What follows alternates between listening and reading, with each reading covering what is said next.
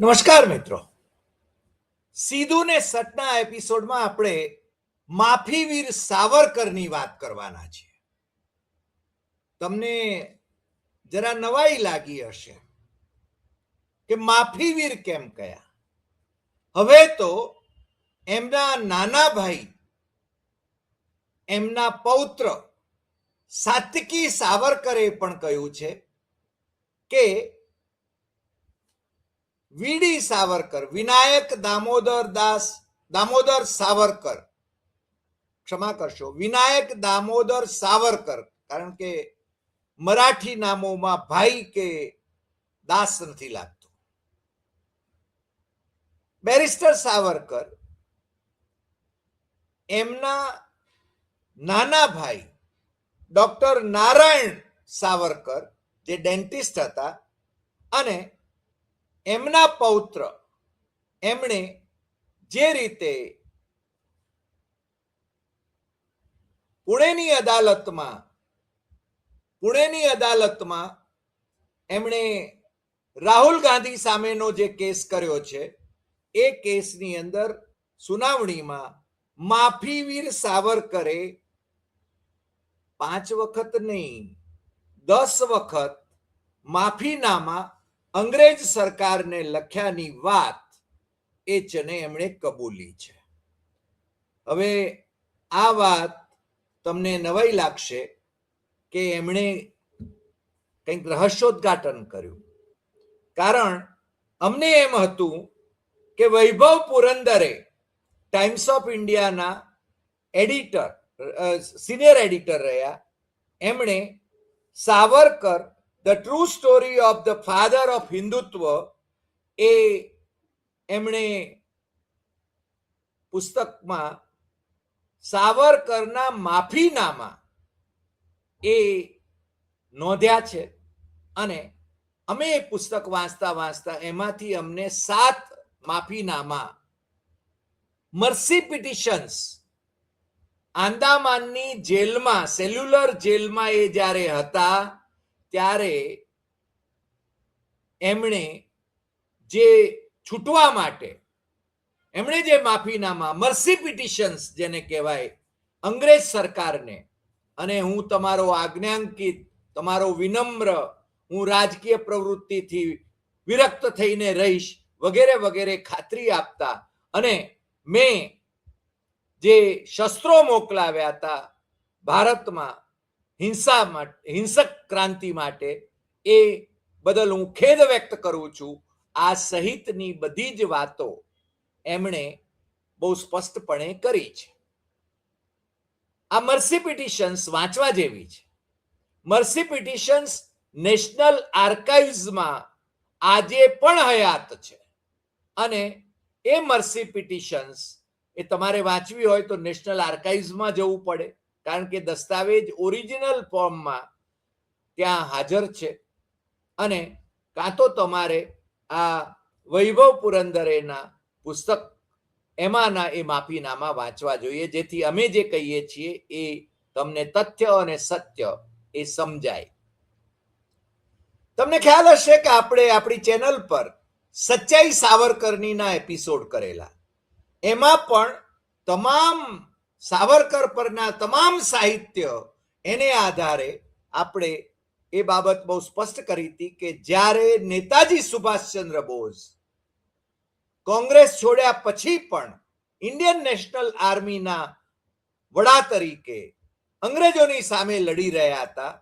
કોંગ્રેસ તો લડી જ રહી હતી, પરંતુ એ વખતે પણ જ્યારે ઇન્ડિયન નેશનલ આર્મીના વડા તરીકે નેતાજી સુભાષચંદ્ર બોઝ એ કોંગ્રેસથી ફારેક થઈને લડી રહ્યા હતા, ત્યારે સાવરકર અંગ્રેજોની સેનામાં હિન્દીઓની ભરતી કરાવી રહ્યા હતા.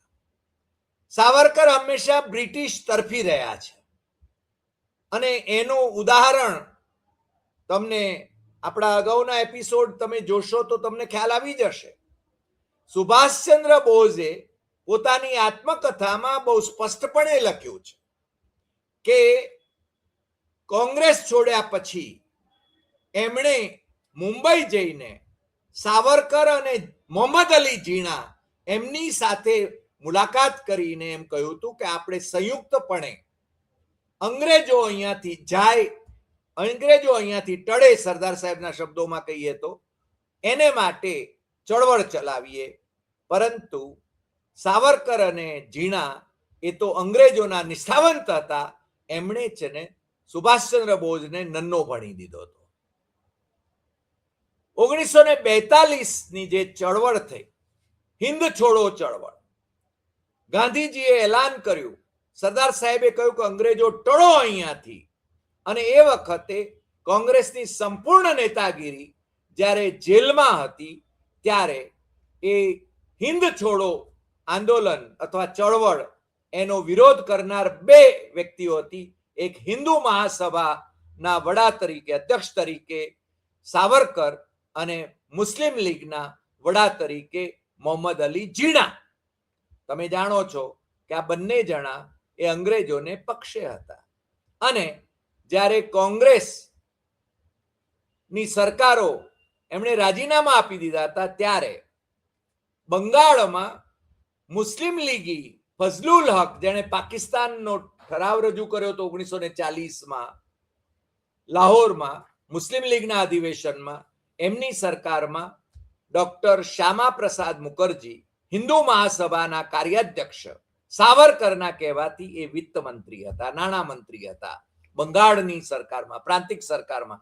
એ વખતે ફઝલુલ હક એ પ્રીમિયર ગણાતા હતા અને એ ચીફ મિનિસ્ટર કહી શકાય. સિંધમાં પણ મુસ્લિમ લીગ, ઝીણાનું મુસ્લિમ લીગ અને હિન્દુ મહાસભાની સંયુક્ત સરકાર હતી. અને માર્ચ 1943માં એ વખતે પાકિસ્તાનનો ઠરાવ આ એસેમ્બલીમાં પાસ થયો હતો. જીએમ સૈયદે, જીએ સિંધવાળા જે જીએમ સૈયદ હતા, એમણે જે પાકિસ્તાનનો ઠરાવ પસાર કરાયો હતો. અને એ વખતે હિન્દુ મહાસભાના મંત્રીઓએ રાજીનામા આપ્યા નહોતા. હું ફરીને કહું છું, એ સરકારમાંથી હિન્દુ મહાસભાના મંત્રી, 3 મંત્રી હતા, એમણે મિનિસ્ટરો હતા, એમણે રાજીનામા આપ્યા નહોતા.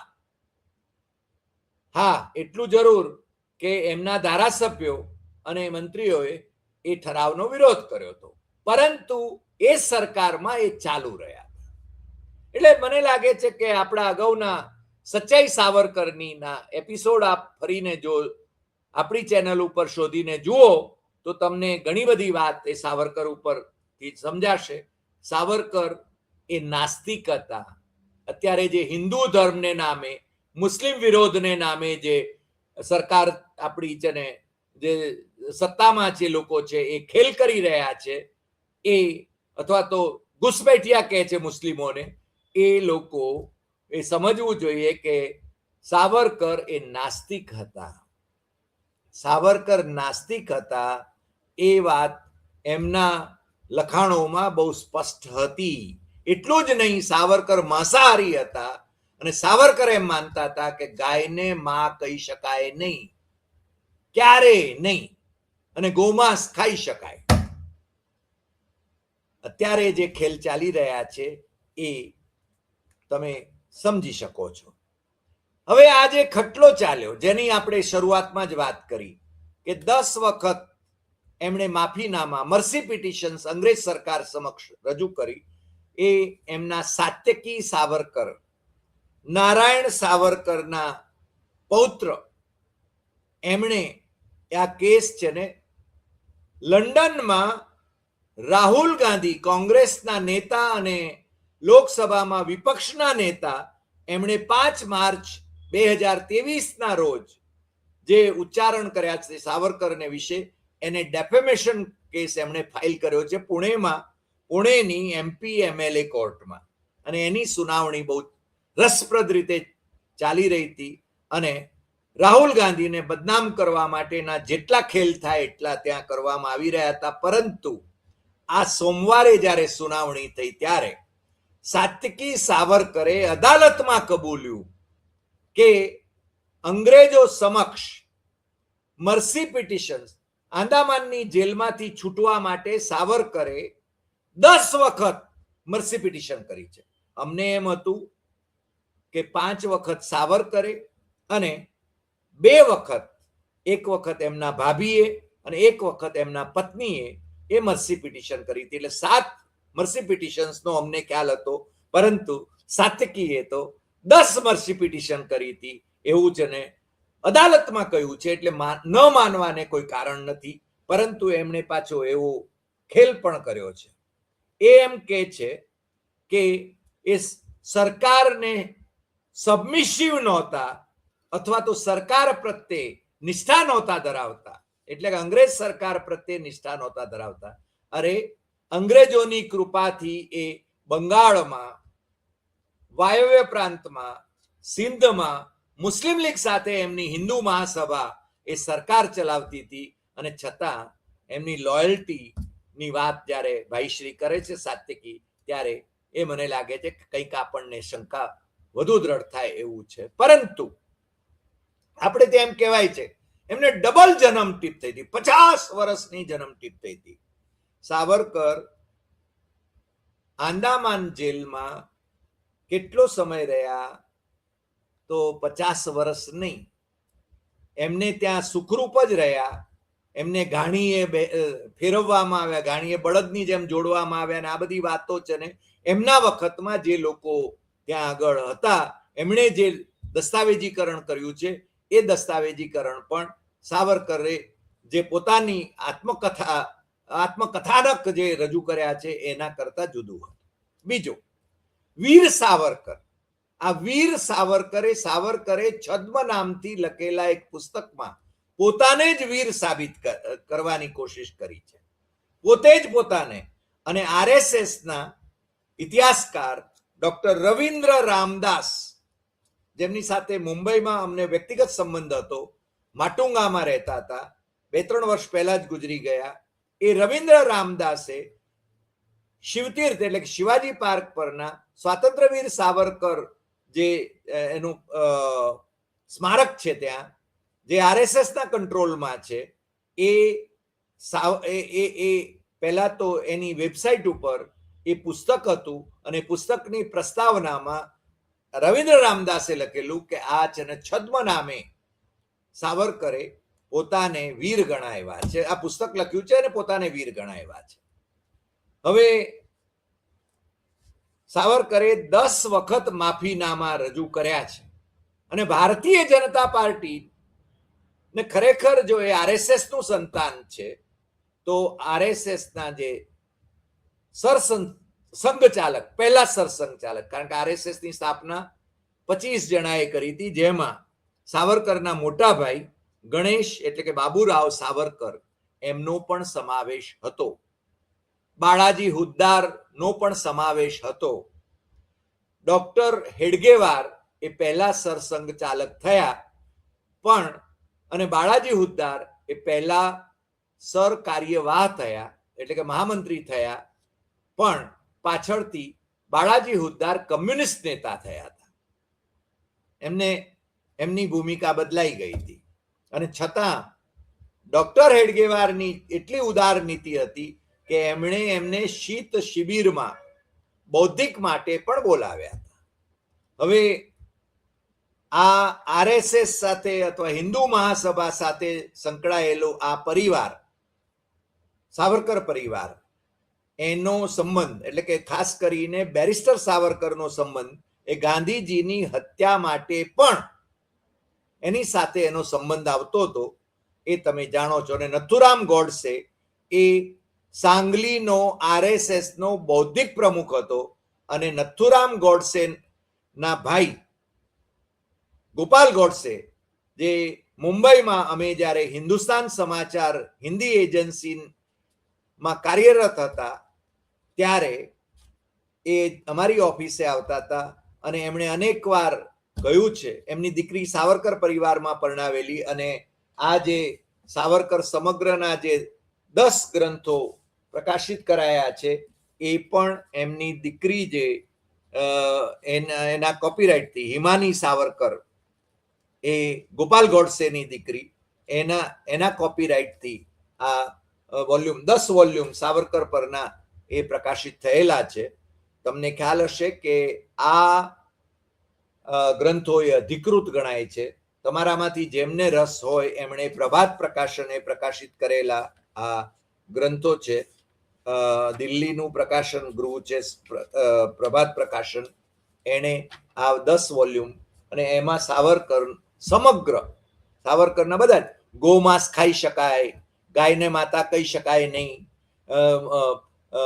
એ સાવરકર નાસ્તિક હતા એ બાબત વગેરે વગેરે વગેરે એ એમની ભૂમિકા આની અંદર છે. અને સાવરકરને જ્યારે છૂટ્યા ત્યાંથી આંદામાનની જેલમાંથી, આ તમને ખ્યાલ હશે, એક વચ્ચે કહી દઉં કે કોંગ્રેસે અને ગાંધીજીએ પણ સાવરકરને જેલમાંથી મુક્ત કરવા માટે બ્રિટિશ સરકારને આગ્રહ કર્યો હતો.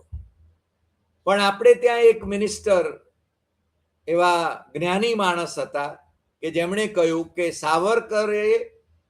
બેરિસ્ટર સાવરકરે ગાંધીજીના કહેવાથી મર્સી પિટિશન્સ કરી હતી. ખરેખર તો મર્સી પિટિશન્સ એમણે જ એને શરૂઆતથી કરી છેલ્લા, એટલે એ જેલમાં ગયા 2009માં અને 22 સુધી રહ્યા, પણ એમણે તો શરૂઆતથી જ એમની મર્સી પિટિશન કરી હતી. અને ગાંધીજીએ તો 1920માં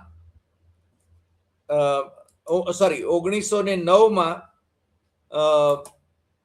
1909 થી 1922 સુધી એ જેલમાં રહ્યા. અને ગાંધીજીએ તો 1920માં એમને છોડાવવા માટેની અપીલ કરી હતી. એમણે મર્સી પિટિશન્સ લખવા માટે કહ્યું નહોતું. સાવરકર પોતે બેરિસ્ટર હતા, લંડનમાં ભણ્યા હતા, ત્યાં બેરિસ્ટર તરીકેની પદવી એમને આમ તો અપાઈ નહોતી. નરેન્દ્રભાઈ લઈને આવ્યા, તમને ખ્યાલ છે, બહુ મોડેથી. પણ એ જેને કાયદાના નિષ્ણાત હતા અને એમણે આ મર્સી પિટિશન્સ કરવામાં પણ પોતાની ભૂમિકા એ પોતે જાણકાર હતા એટલે ભજવી હતી. એમના માફીનામાને સરકારે અમાન્ય કર્યા હતા, પરંતુ એ જ્યારે ત્યાંથી આંદામાન જેલમાંથી છૂટ્યા અને વાયા ડોંગરી જેલ રત્નાગીરીમાં એમણે રહેવાનું હતું અમુક સમય સુધી, 1937 સુધી. 1937ના ડિસેમ્બર મહિનામાં અમદાવાદમાં એ હિન્દુ મહાસભાના અધ્યક્ષ તરીકે એ આવ્યા હતા ને એમણે ભાષણ કર્યું હતું ને એમાં કહ્યું હતું કે ભારતમાં 2 રાષ્ટ્રો વસે છે, હિન્દુ અને મુસ્લિમ.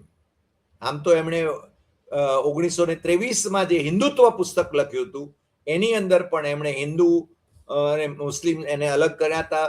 મુસ્લિમોને સેકન્ડ ક્લાસ સિટીઝન્સ ગણવાની વાત એમાં લખાઈ હતી, એ આપણે જાણીએ છીએ. પણ સાવરકરે 37માં આ કહ્યું હતું અને જીણાએ 1940માં પહેલી વખત એ મુસ્લિમો માટે અલગ રાષ્ટ્ર માગવા માટે, એટલે પાકિસ્તાન ઠરાવ જેને કહે છે, લાહોરમાં જે મુસ્લિમ લીગનું અધિવેશન મળ્યું 23 માર્ચ 1940 અને 23, 24, 25 એ જે માર્ચ મહિનામાં, ત્યારે ફઝલુલ હકે એ ઠરાવ, પાકિસ્તાન ઠરાવ રજૂ કર્યો હતો, જેમાં પાકિસ્તાન શબ્દ પ્રયોગ નહોતો, પરંતુ એને પાકિસ્તાન ઠરાવ તરીકે બધા જાણે છે, કારણ કે મુસ્લિમો માટે અલગ રાષ્ટ્રની વાત હતી. એટલે ખરેખર તો સાવરકર એ દ્વિરાષ્ટ્ર સિદ્ધાંતના પ્રણેતા હતા, એ અને ભાગલાના પ્રણેતા હતા, એ આપણે જાણીએ છીએ, જે ગાંધીજીને બદનામ કરવામાં આવે છે. પણ રાહુલ ગાંધીના આ કેસમાં, રાહુલ ગાંધીની સામે જે ડેફેમેશન કેસ સાત્યકી સાવરકરે કર્યો, એની આડપેદાશ તરીકે આપણને સાવરકરની વધારે મર્સી પિટિશન્સની જાણ થઈ.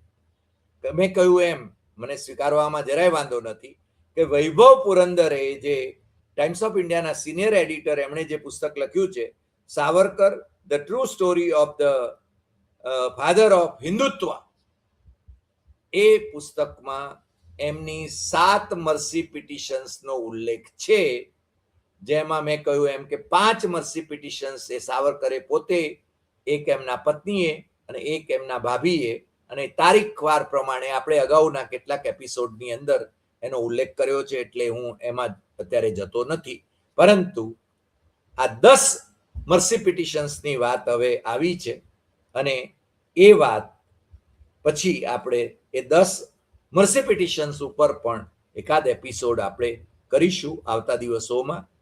મને લાગે છે કે સાવરકરને જે લોકો ભાજપવાળા હવે આસ્થા પુરુષ તરીકે ગણે છે, પહેલા તો છે ને ડોક્ટર હેડગેવારને ને સાવરકરને જામતું નહોતું, એ પણ આપણે જાણીએ છીએ, કારણ કે ભાગાનગરનો સત્યાગ્રહ એટલે કે હૈદરાબાદનો સત્યાગ્રહ, એની અંદર સાવરકરે કહ્યું હતું ડોક્ટર હેડગેવારને કે તમે છે ને સંસ્થા તરીકે ભાગ લ્યો, પણ RSS has never participated in any freedom movement. ભાગાનગરનો સત્યાગ્રહ નિઝામ વિરોધી હતો. ભાગાનગર કે છે, હું હંમેશા કહું છું કે RSS એ સંસ્થા તરીકે ક્યારે સ્વાતંત્ર્ય સંગ્રામમાં ભાગ લીધો નથી. પહેલી વખત ડોક્ટર હેડગેવાર જ્યારે જેલમાં ગયા ત્યારે એ કોંગ્રેસના નાગપુર શહેરના જોઈન્ટ સેક્રેટરી તરીકે ગયા હતા, અને બીજી વખત જ્યારે એ જેલમાં ગયા ત્યારે 1925માં RSSની સ્થાપના થઈ, 26માં એનું નામકરણ થયું, 26માં એ સરસંઘચાલક બન્યા. તો એ સરસંઘચાલક પદ એ ડોક્ટર પરાંજપેને આપીને એ છે ને જેલમાં ગયા હતા. RSSની વ્યક્તિગત રીતે ગયા હતા, RSSના સરસંઘચાલક તરીકે નહીં. અને જ્યારે એ જેલમાંથી છૂટ્યા અને એમનું વજન વધેલું હતું, જેલમાંથી બહાર નીકળ્યા ત્યારે, એટલે સુખે હતા ત્યાં, ત્યારે એ પાછું એમણે સરસંઘચાલક પદ લીધું હતું. આ હકીકતો આપણે કહીએ છીએ, પરંતુ કેટલાક અંધભક્તો જે છે આજકાલ, જે લોકો ગાળાગાળીની ભાષા કરે છે, કારણ કે એમને સત્ય સાથે તથ્ય સાથે કોઈ નિસ્બત નથી, અને એમની ભાષા એમાં કોઈ હિન્દુ સંસ્કારિતા પણ નથી, એવા લોકોની તો આપણને દયા આવે છે કે જે બેફામ રીતે લખતા હોય છે એ લોકો લખ્યા કરે, આપણે એની બહુ ચિંતા કરતા નથી, કારણ કે એમને આવા બધા જુઠ્ઠાણાઓ ફેલાવવા માટે કાં તો છે ને એમને પેલા 2 રૂપિયા કે 5 રૂપિયા એક ટ્વીટ કર્યાના કે એના મળે છે, અથવા તો લાભાર્થી હોય, અથવા તો એમને છે ને કંઈક બીજા લાભ થતા હોય, એવું પણ બની શકે. પરંતુ આપણે તો આપણી ચેનલ પર સાચી વાત, ટકોરાબંધ વાત એ કરતા રહેવાના. અને મને લાગે છે કે આ જે અદાલતમાં સાવરકરના 10 માફીનામા, મર્સી પિટિશન્સ ટુ બ્રિટિશ, એ જે સત્યકી સાવરકરે કબૂલ કર્યા છે, એને સ્વીકાર્યું છે, એ વિશે ક્યારેક આપણે એપિસોડ અલગથી કરીશું, અને એના ઉપર ચર્ચા પણ આપણે ઇન્વાઇટ કરીશું, કોઈને ઇન્વાઇટ પણ કરીશું એના વિશે ડિબેટ કરવા માટે. આજે આટલી વાત, ફરી મળીશું નવા એપિસોડમાં નવા વિષય સાથે. તમને જો આ એપિસોડ ગમ્યો હોય તો સૌથી વધુ શેર કરશો, લાઈક કરશો, કમેન્ટ કરશો, અને આપણી YouTube channel doctor Hari Desai Satyamevam Tathyam એ સબસ્ક્રાઇબ કરવા માટે મિત્રોને જરૂર જણાવશો. નમસ્કાર.